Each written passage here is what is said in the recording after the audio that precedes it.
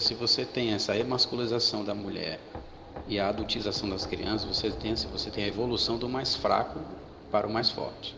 Mas ao mesmo tempo você vê que há um enfraquecimento, né, do homem. Não vamos dizer assim uma feminilização do homem, claro, mas acima de tudo o enfraquecimento do homem. E aí eu pergunto, por que isso? Por quê? Para que você possa evoluir, certo? Os mais fracos, você tem que reduzir, né, refrear, pausar, né, o avanço do poderio do mais forte. Então é tipo assim um stand-by, entende? Porque você percebe que ao mesmo tempo nos filmes de Hollywood você tem exaltação da imagem do guerreiro ainda, você tem muito isso, do herói, né, do homem bruto. Então isso fica reservado apenas aos governantes, quer dizer, os governantes, os alfas, eles podem ser assim, entendeu? Mas o resto da população não. Então a gente está vendo assim um monopólio da masculinização, quer dizer, quem é que pode ser macho e quem é que não pode ser macho. Tá? Então eu vejo essa feminização do homem como apenas como um stand-by, uma forma assim, vamos conter os homens para que as mulheres e as crianças possam chegar ao nível deles. Entendeu? E aí a pergunta é o que vai vir depois. Então a gente tem que estar sempre mapeando e estar sempre um passo à frente dos engenheiros sociais, mas também sabendo que no fundo há também uma evolução natural ocorrendo aí. As pessoas de fato estão imaginando o futuro, né? Então por isso que uma vez eu escrevi, né, que aquelas ideias metafísicas da existência de reinos espirituais e tudo mais, na verdade é a nossa perspectiva de futuro. Nós queremos nos transformar em espíritos, certo? Dissolver nossa matéria e subsistir num outro tipo de forma, outro tipo de dimensão do espaço-tempo. Então a pergunta é, como é que a gente pode, em termos de indivíduo, o que que a gente faz diante de tudo isso? Dentro dessa escala evolutiva, o que mais se adapta é o que sobrevive. Então a gente pode resistir, se adaptar a essas mudanças ou usá-las a nosso próprio favor. São os únicos dois meios que a gente pode ir. Ou se opor a tudo isso e se prejudicar a ponto de que você não possa mais exercer a sua individualidade. Quer dizer, seria aí no caso, nós teríamos que usar a nossa individualidade como um meio de poder sobre o coletivo, nos impor. Mas aí, em termos de número nós estaremos fritos, porque um indivíduo não pode vencer um coletivo, sobretudo, né, nesse aspecto mais objetivo da vida, né, da vida física. Então o único meio seria resistir, se adaptar e utilizar isso a seu próprio favor. E isso exige uma adaptação também mental, onde você tem que entender o que está acontecendo num aspecto macrocósmico da coisa, certo? E desenvolver consigo mesmo uma cosmologia de poder, né? Onde você se torna o Deus do seu próprio mundo mental, o centro de tudo, e você se impõe utilizando os meios que aí estão, não tentando resgatar uma estrutura anterior, tentando atrasar esse processo evolutivo, sendo ele positivo ou não. Se você tiver uma visão moral da coisa, de fato, nós estaremos sempre críticos a ponto de perder nossa energia, de perder todo o contato com esse mundo objetivo, certo? E entrar num niilismo mortal, certo? A gente vai ficar invisível e vamos nos anular totalmente. Então aí é onde poderia entrar a cosmologia gnóstica, né? O guerreiro que tenta destruir a matéria, destruir todos os arquétipos e símbolos que remetam ao mundo material, certo? O que eu acho, apesar de ter escrito muito sobre gnosticismo, eu acho um suicídio, né? Eu acho que a liberação, o que seria liberação, a libertação? Se você está numa floresta, certo? A sua libertação, sua liberação não é fugir da floresta,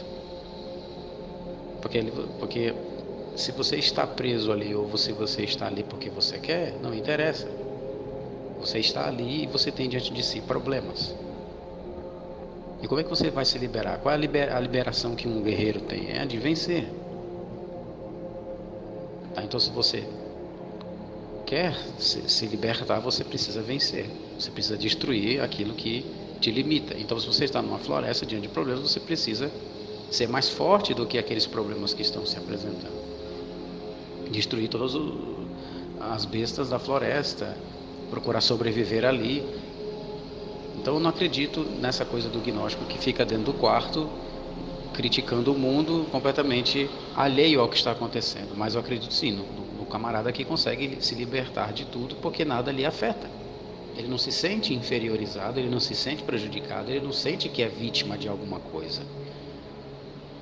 Se um guerreiro fosse com essa mentalidade para um campo de batalha, se sentindo vítima, e não o centro do histórico, o centro do que está acontecendo ali, ele vai perecer na mão dos inimigos, ele não vai se libertar. Como é que você vai se liberar sendo morto pelo inimigo? Então, esse é a concepção gnóstica que muitos colegas têm. Então, tratando desse aspecto do feminismo e do masculinismo, né, da figura do macho, porque eu acho que esse é o centro para entender tudo isso que está acontecendo. Aí, às vezes, alguém me pergunta, mas como é que você pode reduzir toda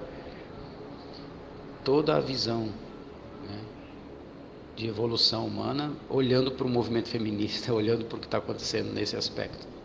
Mas é disso que se trata. O feminino e o masculino são apenas subprodutos das forças duais que existem no universo, que estão sempre se revezando, estão sempre se chocando. Do mesmo jeito que eu olho também para a luta entre direita e esquerda, existe aí um simbolismo entre cristãos e ateus, entre o bem e o mal, entre o diabo e Deus, entre o frio e o quente, tudo. Você tem que olhar para a natureza e olhar como é que essas coisas funcionam, para você saber se colocar. Então, você se torna a síntese de tudo isso.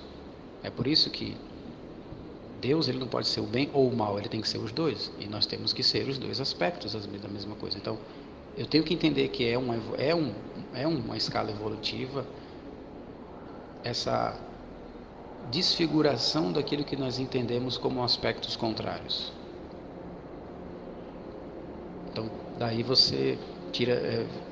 de onde é que poderiam os hindus ter tirado aquele conceito de que o homossexual ele pode ser um Deus encarnado? Ou você vê aquelas representações de deuses tendo os dois sexos, ou aquela história de que Adão e Eva, na verdade, surgiram de um ser que continha em si mesmo aspectos masculinos e femininos, né? Outro ponto também que ninguém comenta é assim, existe um aspecto assim os aspectos das forças, né, contraditórias complementares, certo? Você tem tudo o que existe é baseado justamente nessa luta atômica, psicológica, social, animal. É o confronto que faz a coisa funcionar. É o movimento do vai e volta. O negócio está se movendo, certo? Então você nesse aspecto do masculino e feminino, né, que é um arquétipo dessas forças positivas e negativas, bem e mal, frio, quente, né? Ar, terra, quer dizer, você sempre tem esses aspectos duais em constante movimento e que ficam se revezando, né, na administração da energia. Então, uma hora você tem um, depois você tem outro, na hora você tem um, na hora você tem outro.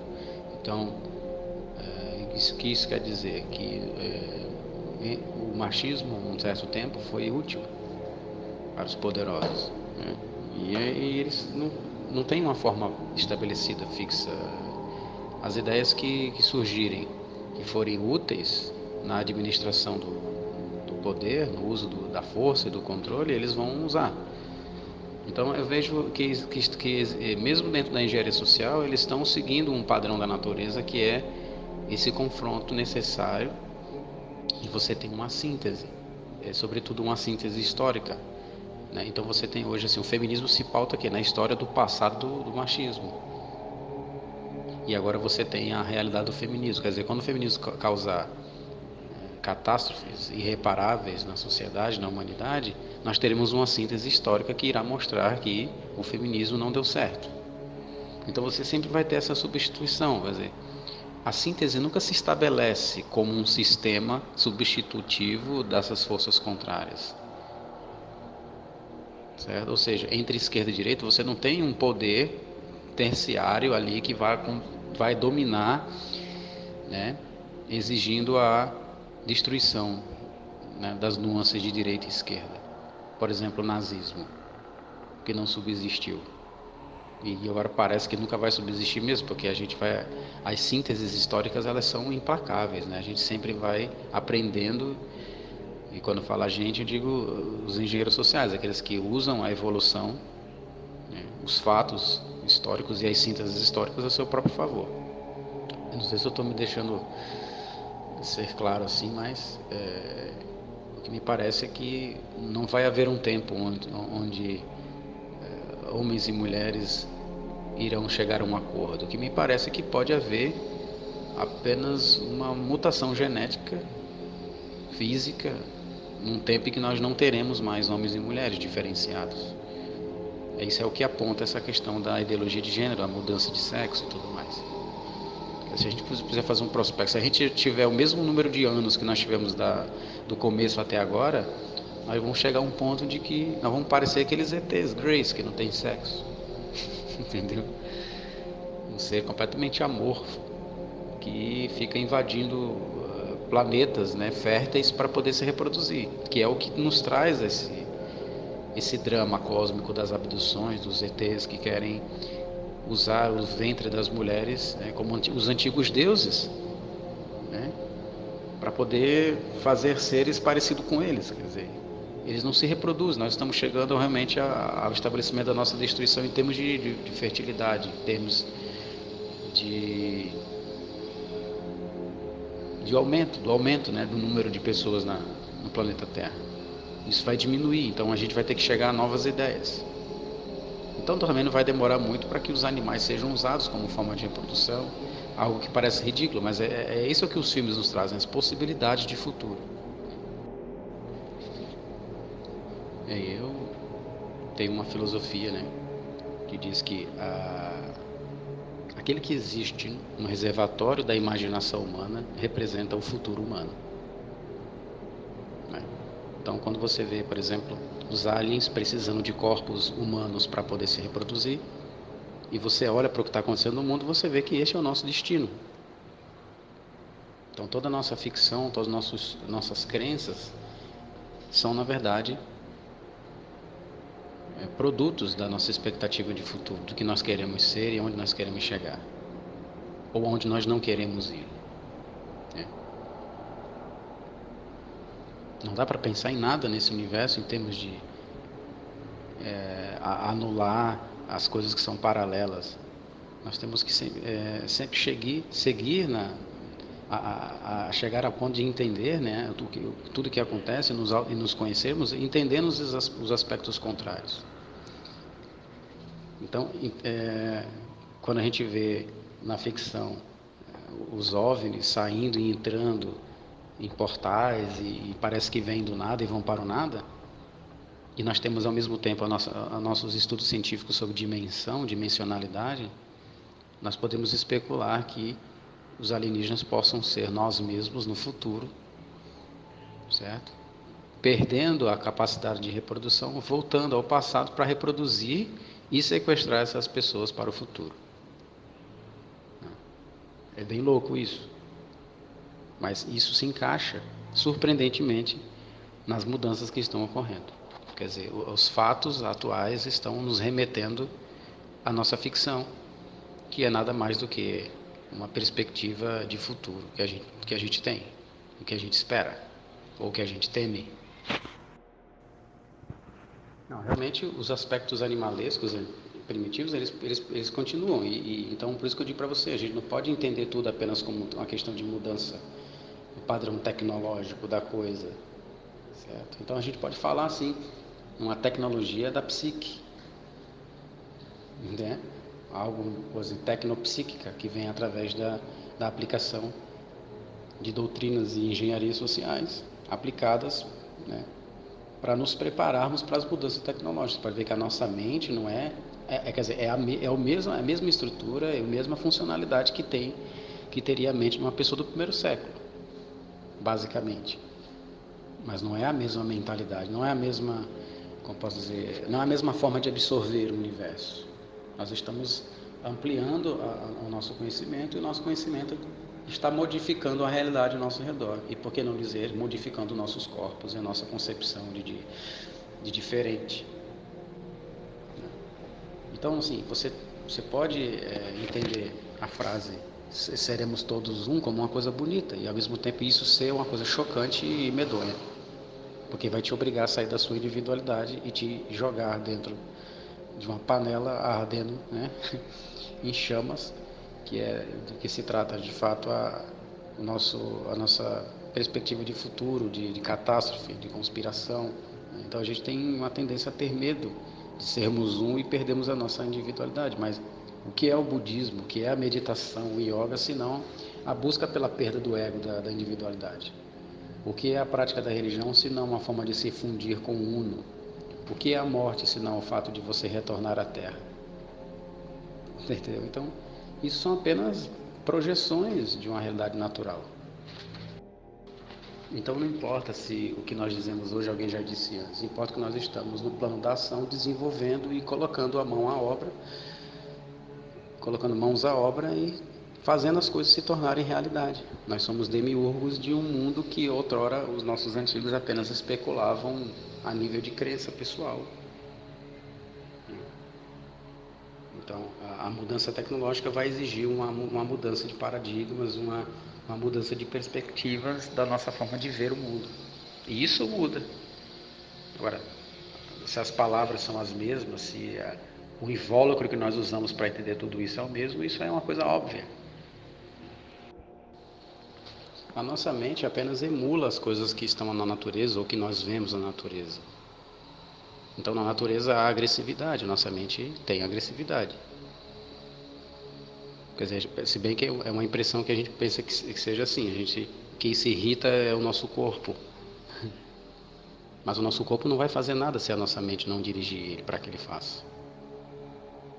Pela psicanálise a gente aprendeu que ninguém está aqui e de repente vai ter um ataque furioso e aquilo não vai ter explicação. Aquilo é apenas uma reação a alguma coisa, baseado em estímulo-resposta. Talvez a gente não entenda no momento o que está acontecendo, mas indo a fundo, atravessando as camadas da nossa psique, das nossas lembranças e memórias, dos nossos véus de proibições e preconceitos, a gente vai encontrar o que causou. Então, a nossa mente apenas copia, ela apenas recebe os dados e passa adiante. Entende? Então, por isso nós não podemos falar, propriamente dito, que a nossa mente é alguma coisa que tem a ver com o acaso. Então, quando a gente diz que uma pessoa não é capaz de conhecer a si mesmo, a gente está falando de uma mente que é incapaz de refletir sobre si mesmo. Mas em que a mente pode refletir se não é ela mesma? Então, essa questão de você dizer assim, conhecer a si mesmo, sim, mas o nosso processo de conhecimento o conhecimento não pode conhecer-se a si mesmo, alguma coisa fora do conhecimento tem que conhecê-lo. Então a gente tem aí uma rede vamos dizer entre aspas, uma rede neural cósmica, onde nós somos apenas partes de um cérebro gigantesco passando informações e recebendo estímulos. Nós não podemos nos auto-observar internamente, nós podemos observar, a nossa mente pode observar o que nosso corpo está fazendo. Essa seria a verdadeira reflexão. Não tem como você olhar para dentro de si mesmo, nossos olhos estão voltados para fora. A única coisa que você pode olhar é com a sua mente, com o seu pensamento e rememorar, como diz a própria palavra, rememorar. Você vai lembrar novamente de coisas que entraram em você. Entendeu? Então, é muito complicado falar de autoconhecimento, de conhecer a si mesmo, né? Você só pode saber de si lembrando de coisas que você mesmo fez. Certo? Não há ali nada de novo. O que poderia chamar de novo na sua mente seria lembranças que você não conseguia rememorar e agora você consegue. Então você tem algo novo a seu respeito. Mas esse novo é entre aspas. É apenas uma questão que está interligada com o nosso aspecto, nosso entendimento de tempo e espaço, de passado. Então a nossa mente ela não evolui nesse sentido. Ela apenas reorganiza as coisas de uma forma diferente, em termos de possibilidade. Então nós estamos evoluindo, sim, mentalmente, mas apenas copiando em paralelo as coisas que nós vemos e que existem na natureza. A nossa mente não é algo, como dizer, etéreo, né, que simplesmente faz o que der na telha. Então, quando a gente tem essa expectativa de podermos atravessar paredes e desaparecer e aparecer em outro lugar, são possibilidades científicas, né, sobre o que a gente entende por dimensão. Então é por isso que o nosso imaginário está sempre voltado para o futuro. E que também carrega consigo germes daquilo que fomos no passado. Então por isso que a gente tem essa impressão de que o animalesco está sempre presente, está sempre andando junto com a nossa evolução. Mas sempre se submetendo a ela. Então você percebe daí que a engenharia social e essas que segue uma evolução em paralelo, né, nos faz ser seres desprovidos de sexualidade, de gênero. Essas coisas que estão ocorrendo seria isso. Nós estamos nos uniformizando com a nossa perspectiva do que seja os extraterrestres, que falam sempre nos relatórios de avistamentos e contatos diretos, né, falam sempre de totalidade. Eles não entendem essa questão da nossa dualidade, né, de nós entendemos o mundo em termos de aspectos contrários. E o alienígena sempre nos parece ser um ser que não entende esse conceito de bem e mal. Ele simplesmente faz as coisas que têm que ser feitas. Ele é um cientista. Então nos parece que estamos passando aí por esse mesmo caminho evolutivo, queiramos ou não. Aí se uma pessoa concorda com isso ou não, isso já é uma evidência do quanto nós só queremos entender as coisas em termos de dualidade. Essa coisa de ter menos interação sexual e ter menos contato familiar, isso também nos remete ao nosso imaginário a respeito de extraterrestres, porque eles são como formigas, são coletivos. Então tudo isso significa perda de identidade, de individualidade. Nós estamos nos fundindo dentro de uma massificação. Que não existe assim a raça alienígena que visita o nosso planeta. O cara não vem sozinho, ele vem sempre numa nave mãe, ele sempre vem com outros iguais a ele. Essa questão de individualidade é uma coisa me parece uma coisa muito nova no universo. A individualidade seria uma queda, tipo, você deixou um todo e agora você se sente alheio a ele, então você tem um conflito dentro de si. Então aí nós temos terrorismo, violência, separação, egoísmo. Esse seria o aspecto negativo da individualidade.